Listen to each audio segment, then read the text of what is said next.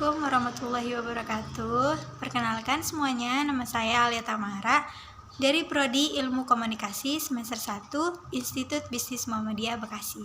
Sebelumnya saya mau berterima kasih kepada Ibu dosen yakni Ibu Eva Fauziana yang telah memberikan saya kesempatan untuk menyampaikan materi manajemen dari sesi pertama sampai sesi ketujuh. Baiklah, langsung aja kita masuk ke materi pertama, yaitu tentang dasar-dasar manajemen. Manajemen itu apa sih? Manajemen itu adalah seni atau proses dalam menyelesaikan sesuatu yang terkait dengan pencapaian tujuan. Dan fungsi manajemen itu apa aja? Ada fungsi perencana, fungsi pengorganisasian, fungsi pengimplementasian, dan fungsi pengendalian dan pengawasan. Teman, kita bahas satu-satu. Yang pertama ada fungsi perencana atau planning. Planning itu upaya untuk antisipasi kecenderungan di masa datang, menentukan strategi dan taktik yang tepat. Kedua, ada organizing, yaitu bagaimana strategi dilaksanakan dengan kondusif dan semua pihak terlibat dalam pelaksanaan secara efektif dan efisien. Yang ketiga, ada directing, proses implementasi program agar bisa dijalankan oleh seluruh pihak dalam organisasi serta proses memotivasi agar semua pihak dapat menjalankan. Yang keempat, controlling, yaitu untuk memastikan seluruh kegiatan yang telah direncanakan, diorganisasikan, dan diimplementasikan dapat berjalan sesuai target. Kegiatan dalam fungsi manajemen itu apa aja? Yang pertama, fungsi perencana atau planning, yaitu ada tujuan dan target bisnis. Yang kedua, ada strategi, sumber daya, standar atau indikator keberhasilan dalam pencapaian tujuan. Yang kedua, ada fungsi organizing. Yang pertama, alokasi sumber daya, penetapan tugas, penetapan prosedur, struktur organisasi, rekrutmen, pelatihan, dan pengembangan SDM atau penempatan SDM. Yang ketiga, ada fungsi directing, yaitu proses kepemimpinan, bimbingan dan motivasi, tugas dan penjelasan rutin, kebijakan, dan SOP. Yang keempat, ada controlling, yaitu evaluasi keberhasilan, langkah klarifikasi dan koreksi, alternatif solusi untuk masalah. Dan selanjutnya kita masuk ke fungsi operasional dari manajemen. Yang pertama ada manajemen SDM atau sumber daya manusia. Fungsinya apa sih? Fungsinya yaitu untuk memperoleh sumber daya manusia yang terbaik bagi bisnis yang kita jalankan dan bagaimana sumber daya manusia yang terbaik dapat dipelihara dan tetap bekerja sama dengan kita kualitas yang konstan. Yang kedua ada manajemen produksi. Fungsinya untuk menghasilkan produk sesuai dengan standar yang ditetapkan berdasarkan keinginan konsumen dengan teknik produksi sefisien mungkin. Yang ketiga ada manajemen pemasaran. Fungsinya yaitu yang pada intinya berusaha untuk mengidentifikasi apa sesungguhnya yang dibutuhkan oleh konsumen dan bagaimana kita mewujudkannya. Selanjutnya manajemen keuangan. Fungsinya yaitu yang pada intinya memastikan kegiatan bisnis dilakukan mampu mencapai tujuan secara ekonomis profit. Yang terakhir ada manajemen informasi, yaitu fungsinya untuk memastikan bisnis bertahan hingga jangka panjang dengan menyediakan pertama ada informasi internal dan eksternal, yang kedua ada adaptasi dengan perubahan, yang ketiga ada penggunaan teknologi informasi, yang keempat ada penyediaan informasi bisnis. Teman-teman, sekarang kita lanjut ke sesi kedua, yaitu tentang manajer dalam kegiatan manajemen. Apa sih pengertian manajer itu? Ada yang tahu nggak? Manajer adalah orang yang melakukan kegiatan manajemen bertanggung jawab secara langsung untuk memastikan kegiatan dalam organisasi dijalankan seluruh pengemban tugas. Terus keahlian manajemen itu apa aja? Yang pertama teknis, kedua komunikasi, ketiga konseptual, yang keempat pengambilan keputusan. Kita masuk ke tingkatan manajemen dalam organisasi. Ada 4, yaitu pertama top management, 2 middle management, yang ketiga supervisory atau first line management, yang keempat ada non supervisory management. Oke teman-teman, sekarang kita lanjut ke sesi ketiga, yaitu tentang lingkungan dan budaya organisasi. Organisasi merupakan bagian dari lingkungan masyarakat. Kegiatan manajemen wajib perhatikan faktor lingkungan terkait. Pertama, internal, kedua, eksternal, ketiga, mikro, dan keempat, makro. Lingkungan internal organisasi. Yang pertama ada owner, yang kedua ada board of director, yang ketiga ada employees, dan keempat ada lingkungan fisik. Selanjutnya, lingkungan eksternal organisasi. Yang pertama ada customer, kompetitor, yang ketiga ada supplier, yang keempat ada strategic partner, yang kelima ada regulator, yang keenam ada pemerintah, yang ketujuh ada masyarakat umum.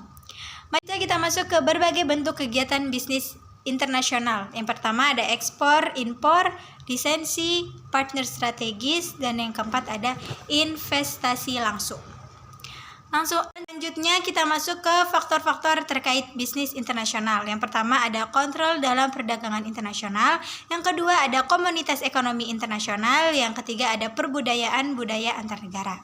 Selanjutnya budaya organisasi dan kegiatan bisnis. Yang pertama ada pentingnya budaya bagi organisasi bisnis, yang kedua ada faktor penentu terbentuknya budaya organisasi, yang ketiga ada manajemen bagi budaya organisasi. Selanjutnya kita masuk ke sesi keempat, yaitu manajer dalam kegiatan manajemen. Pengertian manajer adalah orang yang melakukan kegiatan manajemen bertanggung jawab secara langsung untuk memastikan kegiatan dalam organisasi dijalankan seluruh pengemban tugas. Sama seperti tadi yang saya sudah sampaikan di sesi kedua. Selanjutnya, mengapa sih manajer perusahaan perlu mempertimbangkan tanggung jawab sosial perusahaan? Yang pertama, tanggung jawab ekonomi, yakni memproduksi barang dan jasa yang bernilai bagi masyarakat. Yang kedua, tanggung jawab hukum, yakni perusahaan diharapkan mentaati hukum yang ditentukan oleh pemerintah. Yang ketiga, tanggung jawab etika, yakni perusahaan diharapkan dapat mengikuti keyakinan umum mengenai bagaimana orang harus bertindak dalam suatu masyarakat. Yang keempat, tanggung jawab kebebasan, memilih, yakni tanggung jawab yang diasumsikan bersifat sukarela. Selanjutnya kita masuk ke strategi yang dilakukan manajer perusahaan yang menyangkut tanggung jawab sosial perusahaan. Pertama, strategi reaktif, kedua strategi defensif, ketiga strategi akomodatif, keempat strategi proaktif, dan yang kelima etika manajemen. Selanjutnya, yang dilakukan agar manajemen perusahaan memenuhi kriteria etika ada berapa aja sih? Ada 4, yaitu sisi manfaat, pemenuhan hak-hak, prinsip keadilan, dan sifat pemeliharaan. Oke teman-teman, kita masuk ke sesi kelima, yaitu tentang fungsi perencana dan pengambilan keputusan. Yang pertama itu ada planning. Proses yang dimulai dari penetapan organisasi, menentukan strategi untuk pencapaian tujuan organisasi secara menyeluruh untuk mengintegrasikan dan mengkoordinasikan seluruh pekerjaan. Persyaratan perencana itu ada 5. Yang pertama, faktual atau realitas, kedua logis dan rasional, yang ketiga fleksibel, yang keempat komitmen, yang kelima ada komprehensif. Selanjutnya kita masuk ke jenis-jenis tujuan. Jenis-jenis tujuan itu ada 3, yaitu tujuan-tujuan strategis, tujuan taktis, tujuan operasional.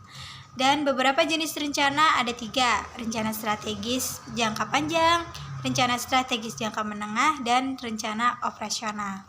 Teman-teman, selanjutnya kita masuk ke faktor terkait keterbatasan dan pengambilan keputusan. Yang pertama ada keterbatasan rasionalitas, yang kedua ada keterbatasan ingatan, yang ketiga ada masalah pengambilan keputusan, yang keempat ada sumber daya yang terbatas, yang kelima ada masalah keahlian, dan yang keenam ada lingkungan yang beresiko. Selanjutnya, cara memperbaiki keputusan. Itu ada 2, yaitu kriteria prioritas dan kriteria minimum. Oke teman-teman, selanjutnya kita masuk ke sesi ke-6, yaitu tentang manajemen strategis perusahaan.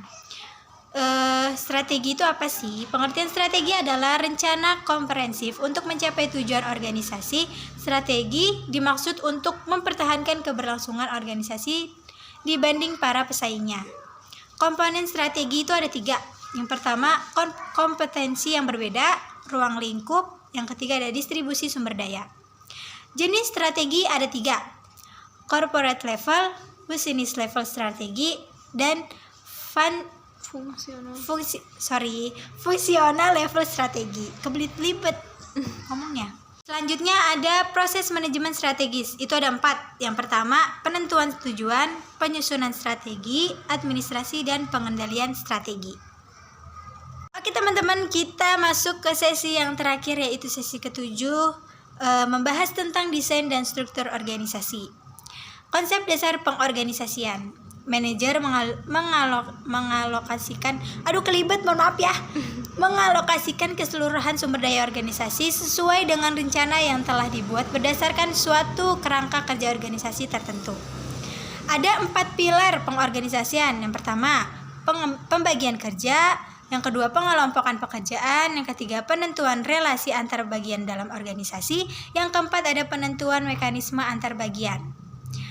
Selanjutnya ada faktor yang mempengaruhi struktur organisasi. Ada 4, yaitu strategi organisasi, skala organisasi, teknologi, dan lingkungan. Selanjutnya ada pendekatan dalam proses departementalisasi. Ada 5, yang pertama pendekatan fungsional, yang kedua pendekatan produk, yang ketiga pendekatan pelanggan, yang keempat pendekatan geografis, dan yang terakhir ada pendekatan matriks. Baiklah teman-teman, sampai sini dulu penyampaian materi manajemen dari sesi pertama sampai sesi ke-7.